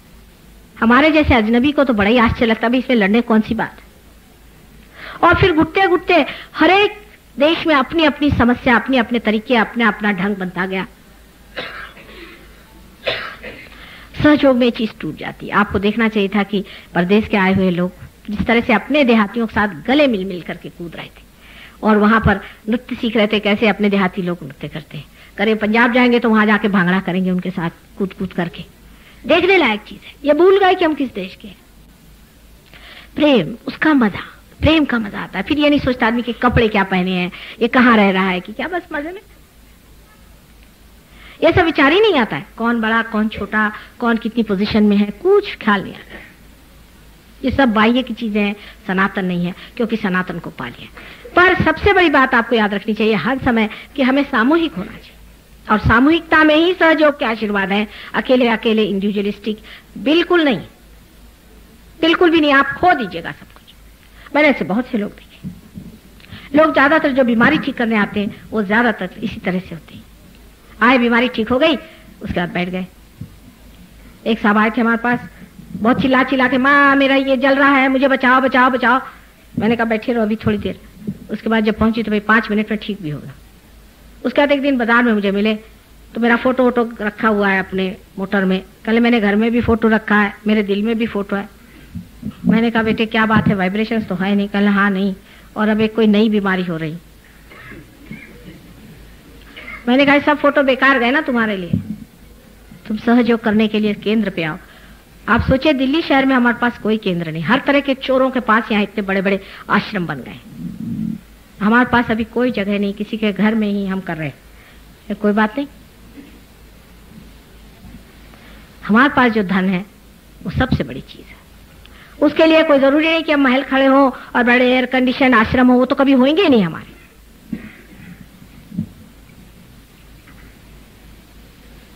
और अभी तक हमें कहीं भी हम लोग जमीन नहीं खरीद पाए, क्योंकि हमने ये कहा था कि हम ब्लैक मार्केट का पैसा नहीं देंगे। तो आज तक इस दिल्ली शहर में एक आदमी नहीं मिला जिसने कहा अच्छा माँ हम आपको ऐसी जमीन देंगे जिसमें सीधा सीधा पैसा हो। एक आदमी नहीं मिला इस दिल्ली शहर में, और उस बड़े भारी बंबई शहर में आपके ये हालत है। गवर्नमेंट से कहा तो वहां भी जो नीचे के लोग हैं वो ब्राइबरी लेते हैं। उनको क्या मालूम ये सब चीज कि ऐसा ऐसा होता है, लेकिन होता है। और उसके बाद उन्होंने जमीन दी भी, मतलब किसी ने ब्राइबरी तो हमने दी नहीं, तो उन्होंने हमें सब्जी मंडी के अंदर जगह दी। बताइए, सब्जी मंडी के अंदर जहां बैल बांधते हैं वहां उन्होंने सहयोगों के लिए जगह दी। हमने कहा भाई जिसने दी उसने कभी देखा भी कि बैलों के साथ क्या सहयोगी वहां बैठने वाले। बहरहाल अब तो उस बात को लोग समझ गए। हमें बहुत दौड़ना पड़ा सालों तक, आज 10 वर्ष से कोशिश करने के बाद अब उन्होंने कहा है कि हम इस पर सोचेंगे। इसका अर्थ आप सरकारी नौकर जानते हैं, अभी वो सोच ही रहे हैं। तो बहरहाल जब भी जगह होगी, जैसी भी जगह आप उसको देखें, वहां करें। जो भी अभी सुब्रमण्यम साहब ने अपना घर दिया हुआ है वहीं होता है, और कोई जगह अगर आपको मिल जाए तो ऐसी कोई जगह कर लीजिए। कोई जरूरत नहीं कि बहुत बड़ी जगह हो, सर्वसाधारण जहां लोग आ सके। इस तरह से सब अपना ही कार्य हमारे बच्चों के लिए हम कर रहे हैं, हमारे सारे मानव जाति के लिए हम कर रहे हैं। इसके लिए बहुत बड़ा आडंबर करने की जरूरत नहीं, सादगी से ही, सरलता से ही सबको बैठ के करना चाहिए। सहयोग इतनी आशीर्वाद देने वाली चीज है कि सहयोग में आए हुए लोग आज बड़े बड़े मिनिस्टर हो गए। ये भी बात देखिए कितनी आश्चर्य की है। लेकिन मिनिस्टर होने के बाद वो भूल गए कि वो सहयोगी। जब मिनिस्ट्री छूटेगी फिर आएंगे, जरूर आएंगे, फिर आप पहचानिएगा कि ये फलाने मिनिस्टर थे माता जी। अब उनको फुर्सत नहीं। फुर्सत सहयोग के लिए जरूर निकालनी पड़ेगी आपको, ये आपका परम कर्तव्य है। जो कहता है मेरे पास टाइम नहीं, कब करूं, सो सहयोग नहीं कर सकता। रोज शाम को और रोज सवेरे थोड़ा देर निकालना पड़ता है। सहयोग में अनेक नियम है, अपने आचार व्यवहार, बर्ताव, रहन सहन, आसन आदि क्या क्या करने के वगैरह सबके नियम है। मैं सब नहीं बता सकती। एक साहब ने प्रश्न किया कि माता जी आपने कहे थे कि उसके आसन बताओ, तो मैं सब चक्रों के आसन आज नहीं बता सकती, लेकिन इसके मामले में बहुत लोग जानते हैं कौन से आसन करने चाहिए, कौन से चक्र। साहब आए, मुझे कहने हम तो आए थे आपसे मिलने, लेकिन वहां एक साहब थे बड़े बदतमीज थे। हमने कहा क्या हुआ? कहने लगे कि हम दिन में आए थे आपके पास। मैंने कितने बजे? 3:30 बजे। मैंने कहा उस वक्त तो मैं आराम करती हूँ। तो कहने हमने सोचा माँ का दरबार कभी भी आ जाओ। मैंने कहा ठीक है, आपके लिए तो माँ का दरबार है, लेकिन आपके अकल का दरबार कहाँ रह गया? जो रात दिन माँ मेहनत कर रही, क्या उसको थोड़ा आराम नहीं करना चाहिए? अगर उन्होंने कह दिया कि इस वक्त माँ आराम कर रही है, आप नहीं आए, तो आपको खुद सोचना चाहिए कि बात सही है। लेकिन जब वो उस जगह खड़े होंगे तो क्या करेंगे? इस प्रकार लोग बहुत बार सहयोग से बेकार में भागते हैं, और इसकी वजह सबसे बड़ी मैं तो यही सोचती हूँ कि अभी वो पात्र नहीं। जो आदमी पात्र होता है घुसता चला जाता है उसमें। थोड़े दिन नाराज हो रहे हैं, कुछ हो रहे हैं, चलो घुसते चलो इसमें, और गहन उतरता है। जो सॉफ्ट लाइन है वो हमेशा लेती है जीवंत चीज। जैसे एक बी है, जब वो अंकुरित होता है, जब स्प्राउट करता है, तो उसका जो रूट कैप होता है बड़ा छोटा सा होता है, इतना सा, लेकिन बड़ा समझदार वाइज होता है। वो जा करके किसी चट्टानों से नहीं टकराता है, किसी पत्थरों से नहीं टकराता है, पर पत्थर के किनारे पे थोड़ी सी सॉफ्ट जगह में जाए उसमें से घुसता चला जाता है, और जाके जम जाता है, और उस पत्थरों पे इस तरह से जकड़ जाता है कि सारा पेड़ का पेड़ उसी सहारे खड़ा हो जाता है। ये अकलमंदी की बात। जब इतना सा एक सेल है, उसको इतनी अकल है, तो क्या एक सहयोगियों को नहीं होनी चाहिए कि किस तरह से हम गहन उतरे चले? कुछ ना कुछ बहाना बन के सहयोग से भागने से आपकी प्रगति नहीं होगी, आपका ही लॉस होगा। ये सब बहानेबाजियां आपको बंद करनी चाहिए। ये अपने मन का खेल है, इसको आप छोड़िए। ये ईगो है और कुछ नहीं है, ये बड़ा सूक्ष्म ईगो है। कोई आपके पैर पे नहीं गिरने वाला। ये तो जरूरी है कि सबसे अच्छे से बातचीत की जाए, कहा जाए, पर कल कोई बिगड़ भी गया, उस पर से सहयोग से भागने की क्या जरूरत है? आप जब तक आप केंद्र पे नहीं आएंगे तब तक आपका कोई सा भी काम नहीं बन सकता है। एक तो सबसे बड़ी बात यह है कि लोग बहुत से ये भी सोचते हैं कि अगर हम सहयोगी हैं तो हमारे बाप दादे के दादे के, बहन के और भाई के भाई के भाई के कोई ना कोई रिश्तेदार कहीं अगर उसको कुछ हो जाए तो बस वो माता जी उसको ठीक करें। एक साहब बहुत बड़े सहयोगी हैं और हमारे यहाँ ट्रस्टी रह चुके, सालों से ट्रस्टी है, उनकी बीवी भी, दोनों को बहुत बीमारी थी, ठीक हो गए, काफी गहरे उतर चुके, सब कुछ हुआ।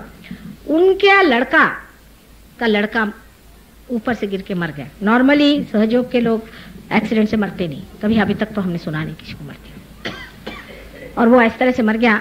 जवान लड़का था, लेकिन उन्होंने ये कहा कि ठीक है, ये तो कुछ ना कुछ होना था और हो गया, लेकिन एक्सीडेंट से तो माँ ने मुझे बहुत बार बचाया है। मैंने इतने बार अपने लड़के से कहा कि माँ के पास चलो, आया नहीं, तो मैं क्या उसकी जिम्मेदारी ले सकता? अगर वो माँ के पास आता, अपने बच्चे को लेके आता, तो कभी भी ऐसा नहीं होता। उन्होंने यही मुझसे बात कही, और इतने उस बच्चे को प्यार करते थे, सब कुछ, लेकिन उन्होंने कहा कि जब बाप ही नहीं आ रहा था तो लड़का क्या आएगा? आपके जितने रिश्तेदार हैं उनका ठेका हमने नहीं लिया हुआ, ना आप लीजिए। आप उनसे कहिए कि सहयोग में आप उतरे, सहयोग को आप पाएं और इसकी रिश्तेदारी आप अगर उठा ले तो सारी दुनिया ही आपके रिश्तेदार है। पर यह सोचना कि मेरी बहन बीमार रहती है और मेरे फलाने बीमार रहते हैं और इस तरह से जो लोग करते हैं उसे कोई लाभ नहीं। पहले आपको पार हो जाना चाहिए। पार होने के बाद आपका अधिकार बनता है। उस अधिकार के स्वरूप आप चाहे जो भी मांगे, आपका पूरा अधिकार है। सर आंखों पर है। आप अगर समझ लीजिए आप इंग्लैंड जाएं और इंग्लैंड से जाकर आप कहें कि हमें एक चीज चाहिए, अरे रहने दीजिए, उस लंदन में आपको लोग पैर नहीं ठहरने देंगे जब तक आपके पास सत्ता न हो वहां जाने की। जब आपके पास सत्ता नहीं है तब आप सहयोग से कोई भी आशीर्वाद मांगना गलत है। जैसे एक साहब थे, बहुत बीमार थे, इन लोगों ने टेलीफोन किया, ट्रंक कॉल किया, मां उनको ठीक करो, पार नहीं थे, कुछ नहीं। तो मैंने कहा अच्छा हम कोशिश करते हैं। उनके साहबजादे पार थे, कोशिश करी। उन्होंने कहा कि देखो इसको छोड़ दो। अहंकार इतना था कि वो ठीक ही नहीं हुआ। तब मैं आने पर वो ठीक हो गए। थोड़े दिन उनकी जिंदगी चली, लेकिन जब मरना है तब तो आदमी मरता ही, वो थोड़ी ना हम रोकने वाले। सिर्फ ये है कि सहयोग से मनुष्य शांति को प्राप्त करता है मरने से पहले, और जो चीज बहुत आकस्मिक हो जाती है उससे बच जाता है। इसीलिए मैंने कहा कि एक्सीडेंट से नहीं मरता है, सडनली कोई चीज होकर नहीं मरता है। वास्तविक जब मरना है तब मरता है। तो उनको जब मरना था वो मर ही गए बेचारे, वो पार भी नहीं हुए थे और बड़ी मुश्किल से उनको किसी तरह से ठीक किया था, वो मर गए। तो उनके सब रिश्तेदार कहने लगे कि माता जी इनको बचाया नहीं। मैंने कहा उनसे एक सवाल पूछो कि आपने माता जी के लिए क्या किया। पहला सवाल। लोग ऐसा हक सहयोग पे लगाने लगते हैं क्योंकि ये सहज है। वो सोचते हैं कि माँ ने हमारे लिए क्या किया। अभी आपने क्या किया माँ के लिए, आपने अपने लिए क्या किया। पहले तो सवाल ये पूछना चाहिए कि हमने अपना ही क्या भला किया हुआ है, सहयोग में हमने ही क्या पाया हुआ है। क्या हमने अपने वाइब्रेशंस ठीक रखे हैं या क्या हमने एक आदमी को भी पार कराया। महाराष्ट्र में आप आश्चर्य होंगे कि इतने लोग पार होते हैं, हजारों की तादाद में।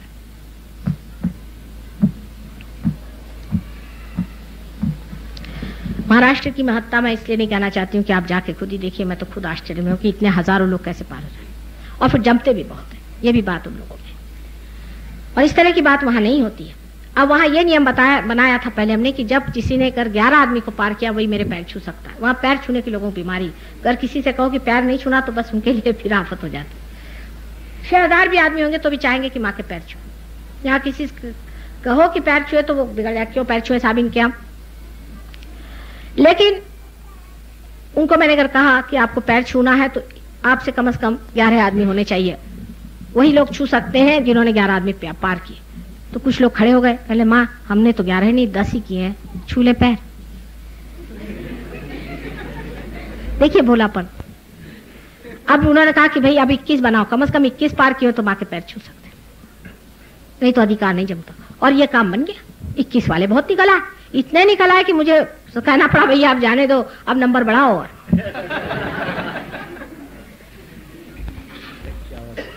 51 कर दीजिए तो भी बहुत निकल आएंगे। वहां तो ऐसे ऐसे लोगों 10-10 हजार पार किए, इसीलिए शायद उसका नाम महाराष्ट्र रखा है। 10-10 हजार लोग पार करने वाले वहां लोग हैं, और यहाँ खुद ही नहीं जमते हैं, दूसरों को क्या करेंगे। बिल्कुल फ्रिवलस जिसको कहना चाहिए टेम्परामेंट है। अपने तरफ भी सेल्फ एस्टीम नहीं है, अपने बारे में भी विचार नहीं है, ना दूसरों के बारे में। जानते नहीं कि हम क्या, हम आत्मा स्वरूप हैं, कितनी बड़ी चीज है, हम कितने शक्तिशाली हैं, इस शक्ति को हमें बढ़ाना चाहिए। अपने बारे में कोई विचार ही नहीं है, एक बस रौनक लगा ली बस हो गया, इससे काम नहीं होता। अपने अंदर जो है रौनक करनी पड़ती है और सबके साथ में इसको बांटना पड़ता है। मराठी में कवि हो गए हैं, उन्होंने कहा है याला पाहिजे जातीचे एरे गबाळ्याचे काम नोहे। कहले इसके लिए जिसमें जान हो वो आए, ऐसे वैसे लंदी फंदी लोगों का ये काम नहीं। एरिया गबाड़ियाचे मैंने बेवकूफों का ये काम नहीं। इसलिए आपसे मुझे रिक्वेस्ट करना है, बताना है बहुत बहुत विनती करके कि आपको जो भी दिया है उसका संजोना बहुत जरूरी है, उसके और बढ़ना जरूरी है। आप ही दिल्ली के फाउंडेशन के पहले स्टोन्स हैं और आज 7 साल से मैं यहाँ मेहनत कर रही हूँ दिल्ली में, और अभी इन गिन के 200 स्टोन्स भी नहीं जोड़ पाई। ये कठिनाई है, आप सोचिए। और जो आते भी हैं ज्यादातर दल बदलू और दल बांधने में नंबर 1। ये शायद हो सकता है कि पॉलिटिक्स का असर हो, चाहे जो भी हो। इतना पॉलिटिक्स करते हैं कि जिसकी कोई हद नहीं। इसमें पॉलिटिक्स नहीं है, कुछ नहीं है, इसमें सिर्फ अपने को पाना और परमात्मा को पाना और सारे संसार को एक नई सुंदर प्रेम पूर्ण क्रांति में बदल देना ही एक काम है। बड़ा भारी काम है, बहुत महान काम है, इसमें हजारों लोग चाहिए। और अगर आप नहीं करिएगा, ये भी आप जान लीजिए, तो ये लास्ट जजमेंट है। जजमेंट कुंडलिनी से ही होने वाला है। और क्या भगवान आपको तराजू में डाल के नहीं देखने वाले? कुंडलिनी को जागरूक करके ही आपका जजमेंट हो रहा है। वो लास्ट जजमेंट जो बताया गया वो शुरू हो गया, और जो इसमें से रुक जाएंगे उसके लिए कल के अवतरण में आप जानिएगा कि सिर्फ काट छाट होगी। कोई आपको लेक्चर नहीं देगा, कोई बात नहीं करेगा, बस एक टुकड़ा इधर या एक टुकड़ा उधर, ये आप समझ लीजिए। और ये चीज अपने गांठ में बांधे और समझ ले कि अब जितना भी संत साधुओं ने यहाँ मेहनत करी है, जो भी बड़े बड़े यहाँ अवतरण हो गए, जो भी कार्य परमात्मा के दरबार के लिए हुआ है, वो सब पूरा हो गया। और आप अब स्टेज पे हैं। आप स्टेज पे रहना चाहें तो स्टेज पे रहें या नीचे उतर जाएं, या आपकी जिम्मेदारी है कि आप ही न रहे लेकिन सबको ऊपर खींचे। आप लोग दूसरे तरह के हैं, आपकी श्रेणी और है, आप साधक हैं।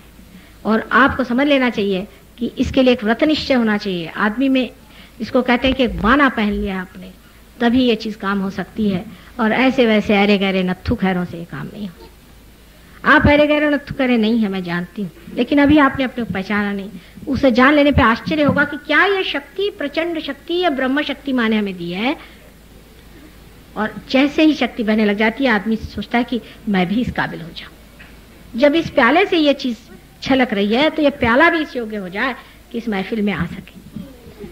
इस तरह से आदमी अपने आप ही अपना व्यवहार, अपना तरीका, सब कुछ बदलते जाता है। और सबसे बड़ी बात तो यह है कि बड़े बड़े जीव संसार में जन्म लेना चाहते हैं। अगर आपका दिल्ली में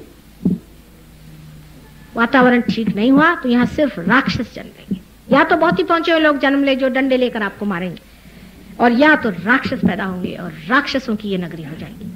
इसलिए मुझे बड़ा डर लगता है, कभी कभी सोचती हूँ कि इनकी समझ में अभी आ नहीं रही बात। आप लोगों को बड़ी जिम्मेदारी है, क्योंकि दहली जो है वो दहलीज है इस देश की, और इस दहलीज को लांग कर अगर राक्षस आ जाए तो आप लोग कहीं के नहीं रहेंगे। आपको दहलीज पर उसी तरह से पहरा देना चाहिए जैसा कि बड़े बड़े देवदूत और बड़े बड़े चिरंजीव खड़े हुए आपके जीवन को संभाल रहे।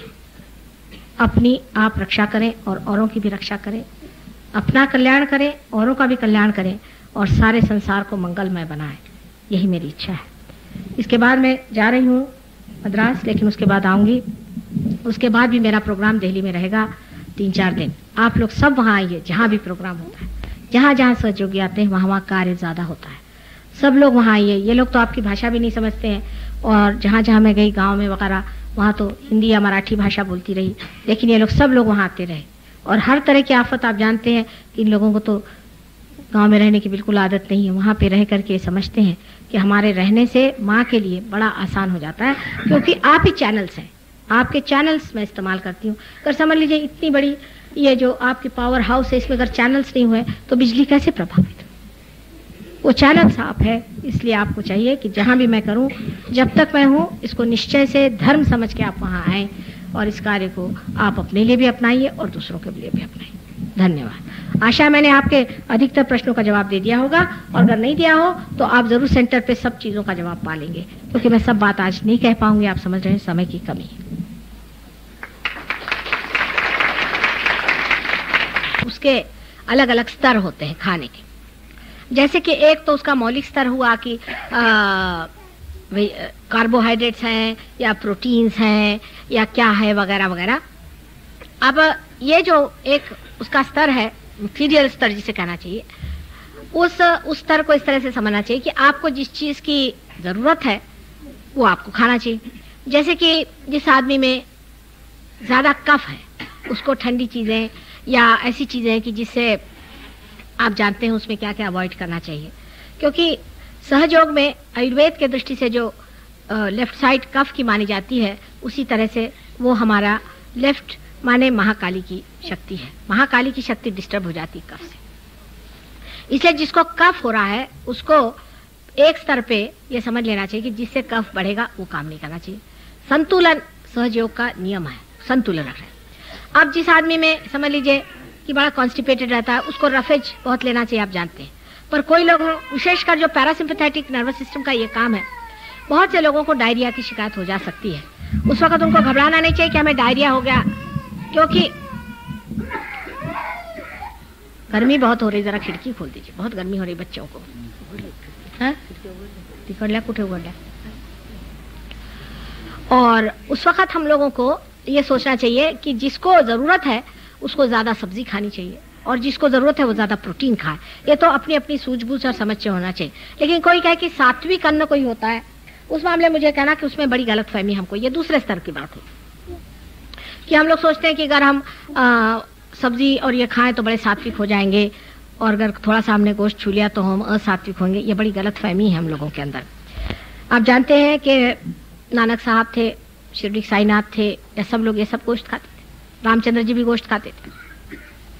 तो इस तरह की आइडिया कर लेना कि इसे गोश्त कोई खा ले तो वो बिल्कुल अधर्मी हो गया, और आप अगर घास खाएं तो आप बड़े धार्मिक हो गए, ये गलत बात है। लेकिन इसका ये भी मतलब नहीं है कि आप गोश्त खाइए ही। अगर आप वेजिटेरियन है तो आप वेजिटेरियन रहिए, नॉन वेजिटेरियन रहिए। सिर्फ देखना चाहिए जरूरत किस चीज के। समझ लीजिए किसी आदमी में बहुत डायरिया होता है तो उसके लिए प्रोटीन फूड उसको मदद करेगा हमेशा, इसलिए अगर वो प्रोटीन फूड खाए तो कोई हर्ज नहीं। लेकिन हर समय खाने पीने के बारे में सोचने से ही गड़बड़ हो जाती है। आप अगर मुझे पूछे कि मैंने दिन में क्या खाया तो मुझे नहीं पता, या शाम को क्या खाया मुझे पता नहीं। लेकिन इसमें सबसे जो बड़ी बात देखने की होती है ये कि खाने के वाइब्रेशंस कैसे हैं।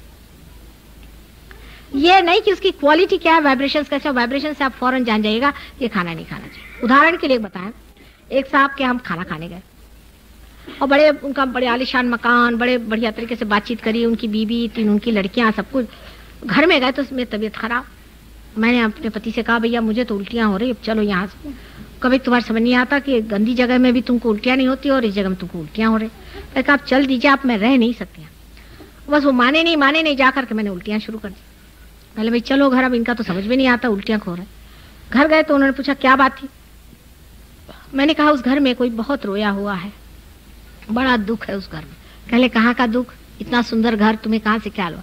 मैंने कहा बिल्कुल सही बात है, वो बड़ा दुखी जी है घर, उस घर में बड़ा दुख फैला हुआ है। उसके बाद 8 दिन बाद हमारी लड़की के स्कूल की एक लड़की हमसे मिलने आई, बड़ी बेचारी गरीब सी, उसके कपड़े फटे हुए। मैंने कहा इतने अच्छे स्कूल में ऐसी लड़की कैसे ऐसी रह रही। कहले नहीं मेरी माँ यहाँ टीचर है इसलिए हमें फ्री एजुकेशन मिल रहा है, ऐसे तो हम बहुत गरीब हैं। उसका नाम जो मैंने सुना तो उसका सरनेम और इस आदमी का सरनेम एक था। मैंने कहा तुम उसको जानते हो। कहले हाँ वो तो मेरे पिता। तुम्हारे पिता और क्या। कहले मेरे ग्रैंडफादर का तो घर है, ये बैरिस्टर होने विलायत गए, मेरे नाना से सारा पैसा लिया, सब कुछ लिया और वहां से आए और सब हथिया लिया। मेरे नाना मर गए और इन्होंने हमको सबको घर से निकाल के इस औरत से शादी कर दी। और कहले मेरी माँ रोती ही रही, महीनों रोती रही, इसने सुना नहीं। वो अगर वेजिटेरियन खाना भी होता तो भी बेकार।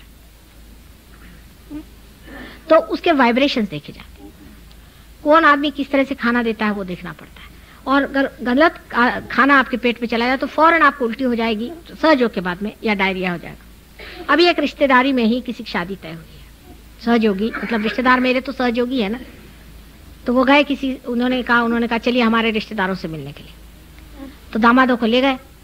वो दामाद मेरे साथ बेचारे सफर में निकले, सारा रास्ता उनकी हालत खराब, उल्टियां और डायरिया और उल्टियां और डायरिया। फिर मैंने कहा सारे रिश्तेदारों को चूते मारो, ये मोहम्मद साहब ने बताया, तब उनका ठहरा।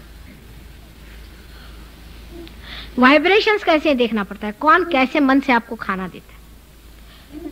इसमें इतनी बारीक चीज है कि खाने पे ज्यादा सोचने की जरूरत नहीं। अगर वाइब्रेशन ठीक नहीं हो आप खाइए नहीं, पहले उसके वाइब्रेशन देख लेने चाहिए। बाद में आप खुद ही समझ जाएगा कि इसके वाइब्रेशन ठीक नहीं है, ये खाना खाने का किसी तरह से बात टाल दीजिए। जैसे आप किसी भी मंदिर का प्रसाद कभी मत खाइएगा, कभी भी नहीं, कोई भी मंदिर का, क्योंकि वो पैसे बनाने का एक धंधा। आपने खाया और आपका पेट नहीं खराब हुआ, सहयोगियों का तो जो कहिए। इसका मतलब नहीं कि उसमें जो डेटी है वो खराब है, पर उसमें जो बैठे हुए महाराज उस पर कमर्शलाइज कर रहे हैं। जहां भी कमर्शलाइज जरा सा भी हुआ वहां से आत्म तत्व खत्म हो जाता है। किसी भी चीज का कमर्शलाइज हो गया उसमें आप बिल्कुल वहां परमात्मा नहीं रह सकते। एक बिल्कुल जो सत्य है वो सत्य है, वो सत्य ही रहेगा।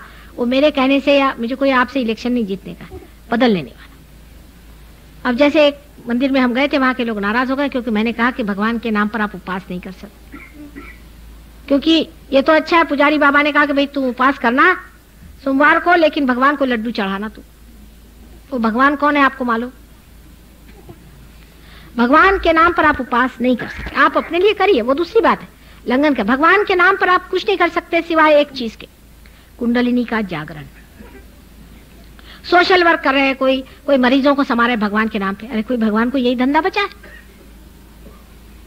भगवान के नाम पर सिर्फ कुंडलिनी का जागरण होता है और एज अ बाय प्रोडक्ट लोगों की भलाई हो जाती है, वो दूसरी बात है। पर असल में होता है काम सिर्फ कुंडलिनी जागरण का, जो जीवंत कार्य। अगर परमात्मा जीवंत है तो जीवंत ही कार्य करते। वो थोड़ी ना कि हॉस्पिटल के खटिया बना रहे हैं, वहां मरीजों को लाकर लिटा रहे हैं भगवान के नाम पर, और भगवान के नाम पर पैसा इकट्ठा कर रहे हैं, भगवान के नाम पर ये कर रहे हैं। उनका तकिया कलाम हो जाता भगवान के नाम पर।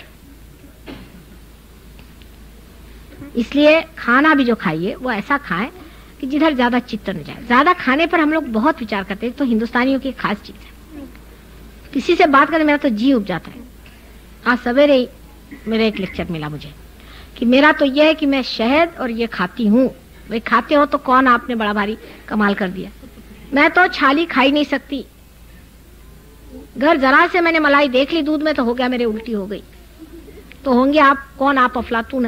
वो तो लोग अपने खाने का वर्णन ऐसा बताते हैं कि जैसे इसी से उनके चार तरफ में आप प्रकाश उसी वजह से फैल रहा है। अरे आप कुछ खाते हो, खाए, क्या उससे मतलब होता है? और जोर जोर से आपस में पूछे भाई क्या खाया आज, सिवाय खाने पीने के और हम कुछ बात नहीं। जैसे यूपी के आदमी होंगे तो उनको जो खाना पसंद होगा वही उनको चाहिए, जो उनके माँ ने बचपन में खिलाया वही जिंदगी भर चाहिए, वो कोई और चीज पसंद नहीं करेंगे। अगर पंजाबी होंगे तो उनको पंजाबी ही खाना चाहिए। उनके ख्याल से पंजाबी हो जैसा कोई खाना ही नहीं बनाता। मद्रासी होंगे तो पंजाबी क्या खाना बनाते हैं, हम ही खाना बनाते हैं। और उस पर इतना झगड़ा करते हैं हम लोग। एक बार आपको मालूम होगा बंगाल में अकाल पड़ गया था मछलियों का। बंगाली जो है कहते हैं लोग भूखे हैं। कौन कहेगा भूखे हैं? ये सिवाय रोहू मछली के और कोई मछली नहीं खाते, जबकि रोहू उनके यहाँ होती नहीं, सब बाहर से जाती। और जब मछली नहीं मिली तो बेचारे बंबई वालों ने उनके लिए भर करके एक पूरा शिप भेजा, पॉम्फलेट्स वगैरह। तो उन्होंने सब सड़ गया। बंगालियों ने कहा ये हम नहीं खा सकते,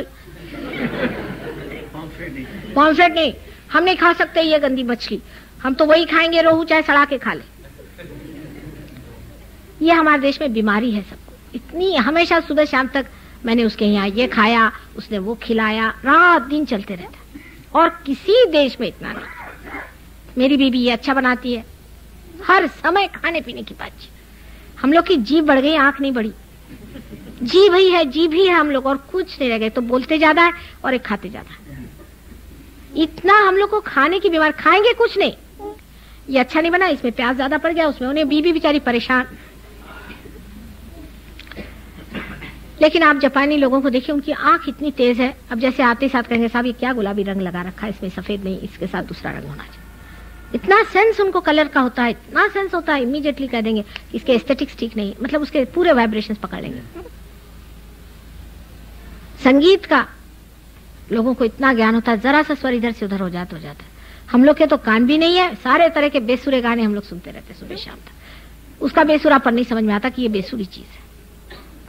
लेकिन खाने के मामले में जरा सा प्याज लाल ज्यादा हो गया कि कच्चा ज्यादा हो गया, उसको पकड़ के बैठ जाएंगे बड़े बड़े लोग। आपको आश्चर्य होगा, मैंने प्राइम मिनिस्टरों को ऐसी बातें करती थी।